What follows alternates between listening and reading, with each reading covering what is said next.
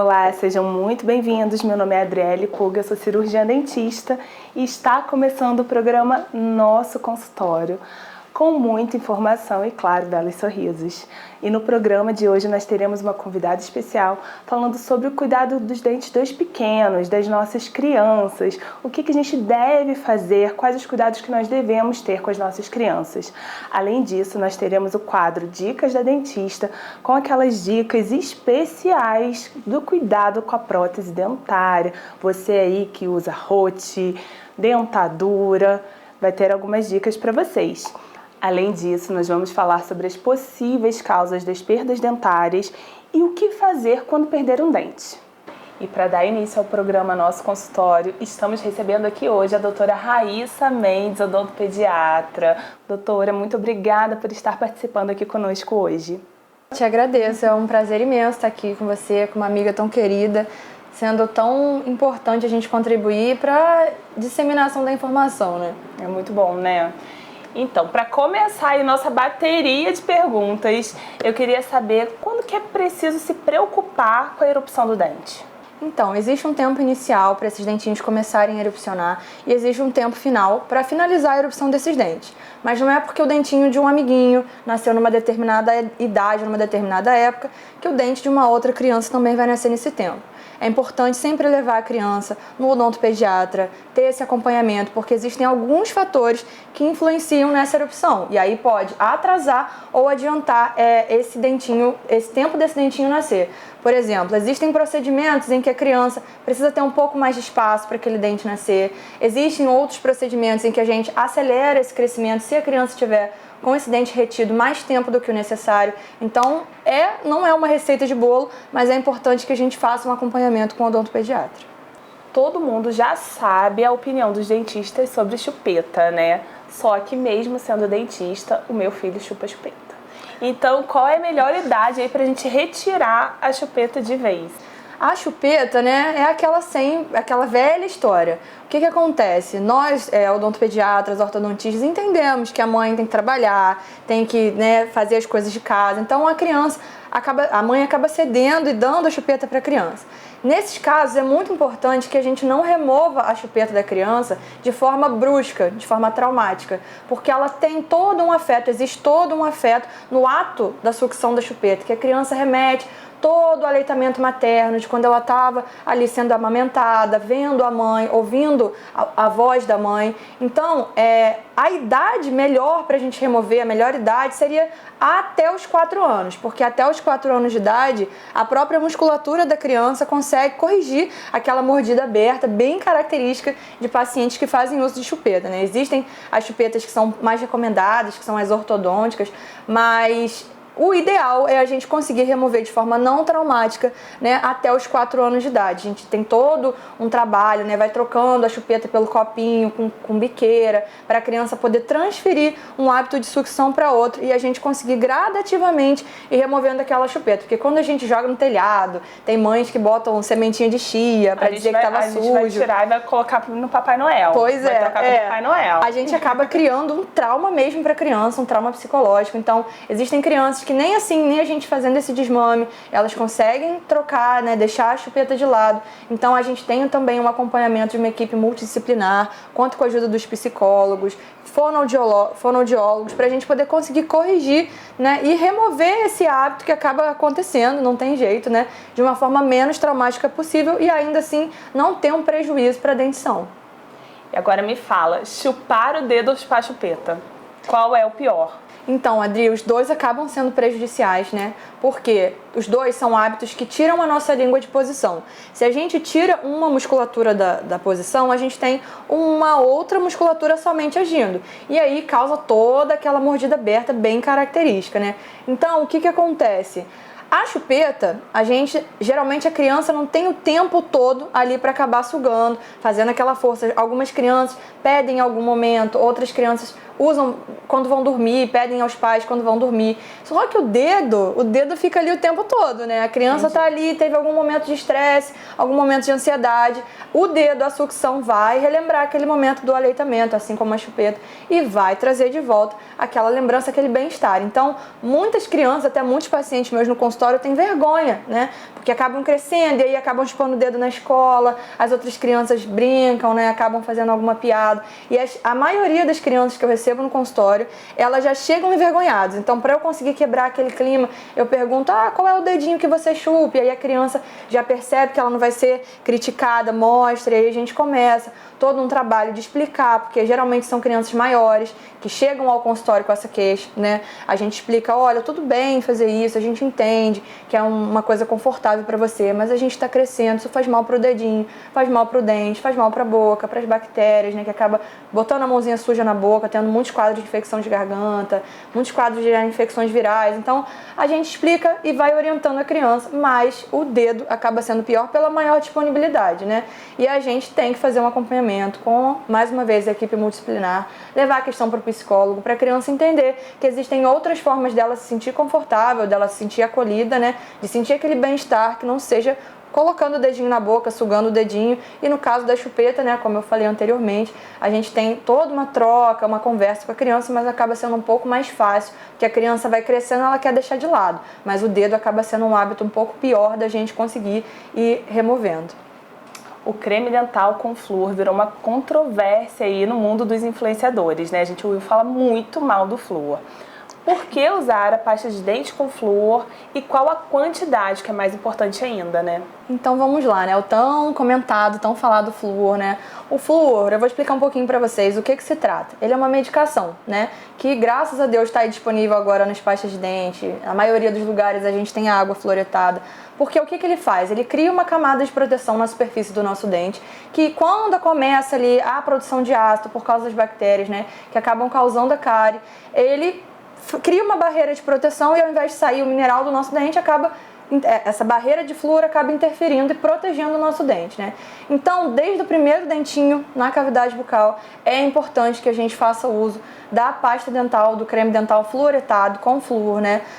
Mas a criança vai escovar o dente com a pasta com flúor, não vai intoxicar, muito se fala disso, mas sendo o flúor uma medicação, o que a gente controla é a quantidade. Por exemplo, quanto menor a criança, menor a quantidade de flúor, né? De 0 a 6 meses, a gente usa uma sujeirinha, né, só na pontinha da escova, e conforme a criança vai crescendo, a gente vai aumentando essa quantidade. É muito importante o uso da pasta dental com flúor, desde que também muito bem indicada. Eu sempre recomendo os pais, vai mandar a criança para a escola, a criança até os 6 anos, ela não sabe cuspir muito bem, né? Até mais ou menos essa idade, ela vai tentar, mas ela não vai saber, então ela vai engolir uma parte daquele flúor, por isso é importante sempre uma quantidade pequena presente. Mas se a criança está fora da supervisão dos pais, está na escola, está com os avós, pessoas que não saibam a quantidade ideal da pasta, é mais interessante a pasta sem flúor, porque o que a criança engolir, ela não vai, né, ter nenhuma intoxicação ou prejuízo na dentição permanente, porque os dentinhos, né, de leite, eles já estão na boca, os dentinhos já estão ali presentes, para eles não vai ter nenhum problema, mas os permanentes estão ali formando. Então, se a gente tem uma ingestão muito grande de flúor, se a criança acaba engolindo esse flúor, da nossa geração isso aconteceu muito, vai ter um permanente todo manchadinho, com umas manchinhas brancas. Então, primeiro dentinho na boca, pasta de dente com flúor, mas sempre prestando muita atenção na quantidade. Sempre importante, com supervisão, né? A criança vai engolir uma parte, porque ela não vai saber cuspir toda aquela quantidade, né? Não é porque faz espuma que limpa, não precisa fazer espuma. Então a gente tem que ter essa supervisão, tem que ir na consulta com o odontopediatra, que vai mostrar, que vai indicar aquela quantidade certinha, né? E foi para um lugar em que a criança não tem essa supervisão, que as avós geralmente, né, enchem a pasta de dente, faz aquela voltinha, né? A criança, é melhor a gente indicar sem flúor, porque a criança vai acabar engolindo, e aí sim a gente pode ter um prejuízo, uma intoxicação, tanto na parte dentária quanto na barriguinha, né? Tendo alguns outros sintomas de uma infecçãozinha mesmo. Mas então é importante a gente ter supervisão e acompanhar com o odontopediatra para os pais saberem a correta quantidade, já que é uma medicação muito necessária, né? O dente de leite é um dentinho mais sensível, ele está ali numa transição, né, no crescimento, enquanto a criança está crescendo, para ela aprender a comer, para ela aprender as palavras, né? Começar a posição de língua no lugar correto, né? A estética, né? A posição social é importante, a criança vai estar sorrindo, brincando, então é importante a gente cuidar desse dentinho, mesmo ele sendo um dente de transição. E como ele é um pouco mais sensível que o nosso dente permanente, né? É importante sim a pasta de dente com flúor para a gente criar ainda mais uma barreira de proteção. Dando continuidade nesse assunto, né, de escovação, qual é a escova ideal para a criança e com qual idade ela pode escovar sozinha? Então, a respeito da escova, né? A escova de dente é importante que a gente sempre respeite a idade da criança. Tem muitos pais que trazem, comprei aquela escova grandona. Quanto maior for a escova, ela vai bater no ossinho da criança aqui e não vai conseguir higienizar, porque bate a estrutura da escova, né, de plástico, e aí a cerda não chega no dente. Então é importante que seja a escova bem pequenininha, os pais leiam a recomendação da idade na embalagem da escova, né? Quando é bem pequenininho, é importante a escovinha ter um halo em volta de silicone para não deixar a criança enfiar a escova toda na boca, porque a criança vai identificar aquele material com a mãozinha. Isso é muito importante para que ela não se recuse a escovar, né? Porque muitas crianças, os pais falam, não gosto, não quer. É porque a cavidade bucal para a criança é uma coisa muito nova, tudo criança põe na boca. Além das mãos, a cavidade bucal ajuda elas a identificarem o meio. Então elas colocam tudo na boca, vem o pai e a mãe e coloca um negócio que ela não sabe o que é dentro da boca para escovar o dente. E ela fica ali chorando, porque ela não sabe, ela não entende. Então é importante que dê na mãozinha da criança a escovinha para ela identificar, para ela brincar e depois se faça a correta higienização, né? Então, na escova, respeitar a idade, é importante que seja bem pequenininha, de cerdas macias ou extra macias, né? Com a estrutura dela reta, porque se tiver aquelas curvinhas, acaba atrapalhando a chegar em determinados lugares do dente, né? E a respeito da idade, até os 6 anos de idade, é importante que os pais façam a escovação, né? Não retirando o mérito da criança, porque, por exemplo, aos 5 anos é importante, a criança passa por uma fase que é importante a gente incentivar a independência dela, né? Então a criança quer fazer tudo sozinha. Ela fala que ela vai fazer, só que é importante que os pais deixem ela criar essa autonomia, né? Tudo bem, você pode escovar, mas depois a mamãe vai dar só uma revisãozinha. Então dá a escovinha na mão da criança, deixa ela escovar sem a pasta, claro, né? Deixa ela escovar, então agora deixa a mamãe terminar. Aí a mãe ou o responsável coloca a pastinha de dente, vai lá e escova o dente. Mas é importante até os 6 anos os pais supervisionarem, os responsáveis supervisionarem, porque a criança não tem a capacidade motora ainda desenvolvida para conseguir higienizar eficazmente toda a cavidade bucal. Então, por mais que ela queira fazer sozinha, tudo bem, meu filho, pode fazer, mas a mamãe vai dar só uma olhadinha no final e fazer disso uma rotina, porque a higienização da cavidade bucal é um hábito, né? Assim como a gente toma banho, né? Eu sempre falo isso com as crianças na consulta, quando a mãe fala que a criança se recusa muito a escovar o dente, você não toma banho todo dia, o dente também fica sujo, a gente não vê a sujeira, mas a sujeira tá ali, a gente tem que dar um banho no dente. E aí a gente aos poucos torna aquilo ali um hábito legal. E é importante ir trocando a escova, deixar a criança escolher, né? Dar um leque de opções, né? Porque senão a criança vai escolher a mais cara, né? Dar um leque de opções, tem SS, qual que você quer? E a criança vai chegar toda feliz que ela escolheu a escovinha dela. Então tudo isso influencia na motivação desse hábito, pra gente tornar isso mesmo uma coisa favorável. Então, Raíssa, ano passado, o Mateu caiu, bateu com a boca e o dente intruiu.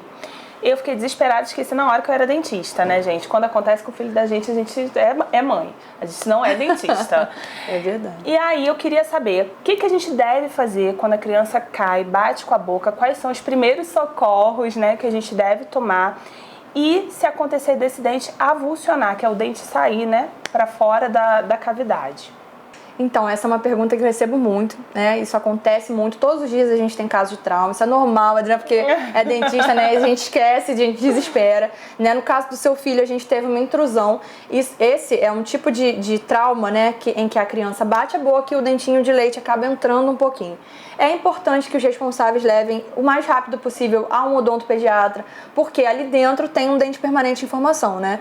Então a gente vai avaliar, vai fazer todo, né, o atendimento inicial da criança, acalmar aquela criança que leva um susto, às vezes acaba sangrando, lesiona a parte da gengiva, né? Então é importante que o responsável tranquilize a criança, tá tudo bem, vamos lá, e leve no odontopediatra num caso de de intrusão, né? Porque pode tocar no permanente. E aí, depois de todo o exame clínico, radiográfico, a gente observa se aquele dente teve um toque no permanente ou não, para tomar as devidas precauções, né? Em outros tipos de trauma, né? Todo caso de trauma é importante levar o mais rápido possível no odontopediatra. Mas no caso de avulsão, por exemplo, né, em que o dentinho sai da cavidade bucal, é importante que os pais procurem o fragmento dentário para ver se o dentinho saiu inteiro ou não, né? No caso do dente de leite, né, o dentinho descido, a gente não reposiciona, porque tem um dentinho ali, né? Informação. Então a gente pode acabar reposicionando os pais no desespero, ou a criança, ou o dentista, né, acabar tocando no permanente. Então a gente deixa, avalia, vê se aquele dente saiu inteiro, né, faz o exame radiográfico. Já no caso da perda, né, da avulsão de um dente permanente, a conduta já é outra, né? Por volta dos 6 anos, mais ou menos, as crianças já começam a ter os permanentes nascendo, e isso acontece pra caramba, né? O dente, bum, voa, e aí o que a gente faz? É importante que os pais peguem esse fragmento, né, esse dente inteiro ou pedaço do dente, coloquem dentro do leite, né, que é um meio que pode ser transportado, ou na própria saliva da criança, no copinho, né? Também oriente a criança, procure um serviço de urgência, mesmo que não seja um odontopediatra, para fazer aquele atendimento inicial. Mas, quando a gente tem um dente permanente, a gente reposiciona, né? Se o dente sai inteiro, avulsiona, a gente consegue reposicionar, fazer uma contenção ali para ver se aquele dente vai ficar no lugar, porque ali, né, a gente tem um dente permanente, não tem nenhum dentinho nascendo ali de volta. Então, bateu a boca, identifica, vê se o dentinho saiu, se for um dentinho de leite, né, leva o mais rápido possível no odontopediatra. Dentinho permanente, a gente caça o dente, coloca na saliva ou no copinho de leite, leva esse dente para o dentista, né, o mais rápido possível, ou no caso de um acidente de madrugada, né, que não tem um serviço odontológico disponível, procurar um pronto-socorro para pelo menos fazer esse atendimento inicial, porque nos casos de trauma de avulsão o tempo é decisivo. Raíssa, muito obrigada pela participação no programa Nosso Consultório. Eu espero te receber mais vezes aqui, e no próximo bloco vocês ficam com as dicas da dentista.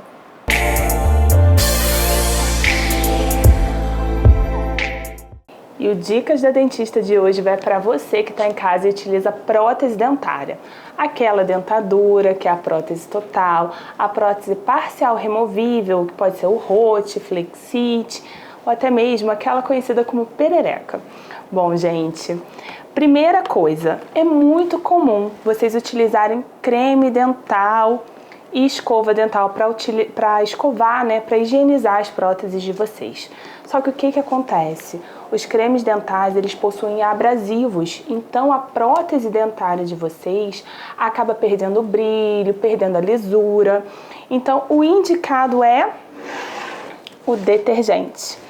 Pode ser um detergente neutro, é melhor do que esse detergente de coco que eu tô aqui na mão. O detergente neutro, essa escovinha eu gosto muito dela, aquela famosinha de roupa, né, para escovar os dentes. E por dentro você pode utilizar uma escova dental para escovar bem a prótese pela parte de dentro, aquela que fica em contato com a sua mucosa. Porém, a escova que você usa no seu dente deve ser diferente da escova que você utiliza na sua prótese dentária. Você tem que ter as escovas separadas. E nos seus dentes, é claro que você não vai utilizar o detergente, você vai utilizar o creme dental. Ainda nós temos o Corega Tabs, que você pode estar colocando para higienizar a sua prótese também, que ele é muito bom, mas não é algo que eu indique sempre, tá bom? E de vez em quando, né, de 6 em 6 meses, procure o dentista para ele poder estar fazendo a manutenção. Se você ainda possui dentes em boca, procure o dentista para fazer a manutenção. E se você só possui prótese, uma vez ao ano, dá um pulinho no dentista para ele ver se a sua prótese está ok, se ela precisa de alguma outra higienização, se ela precisa de algum outro cuidado que talvez você não esteja tendo em casa. Se você ainda possui dentes em boca, é claro que você vai utilizar a escova de dente com o creme dental e outra escova separada para a sua prótese dentária, gente, não pode utilizar a mesma. e a visita ao dentista tem que ser de 6 em 6 meses. Agora, se você tem prótese na arcada superior e inferior e não possui mais dentes, você precisa estar visitando o dentista ao menos uma vez ao ano, para ele ver se está tudo ok com a sua mucosa, se possui alguma ferida, se a sua prótese está sendo também bem higienizada, né, se ela não perdeu a lisura, porque se ela perde a lisura, ela acaba grudando mais, né, micro-organismos, acaba proliferando ali mais micro-organismos e gruda mais placa. E no próximo programa nós teremos mais dicas da dentista.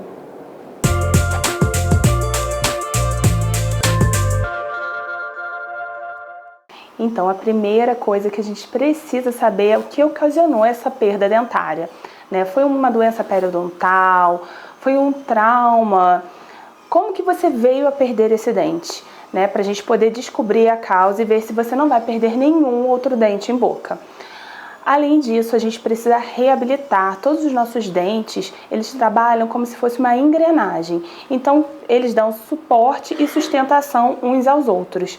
Então, é importante que quando há uma perda de um elemento, a gente coloque esse elemento de volta. Pode ser através do implante dentário, pode ser através de pontes móveis, de pontes fixas. Então, a gente precisa estar te reabilitando. E é isso. Para você que está em casa assistindo a gente e quer mandar, tem alguma dúvida, pode mandar para a gente que a gente vai responder. Eu vou deixar um número de contato aqui. Você pode gravar um vídeo, é só deitar o seu celular ou então mandar um texto mesmo que a gente coloca aqui no nosso quadro.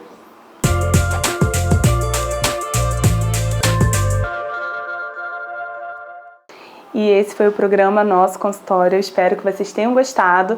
E para maiores informações, vocês podem entrar em contato através do número que a gente vai deixar aqui no vídeo. Foi muito bom estar com vocês e até a próxima!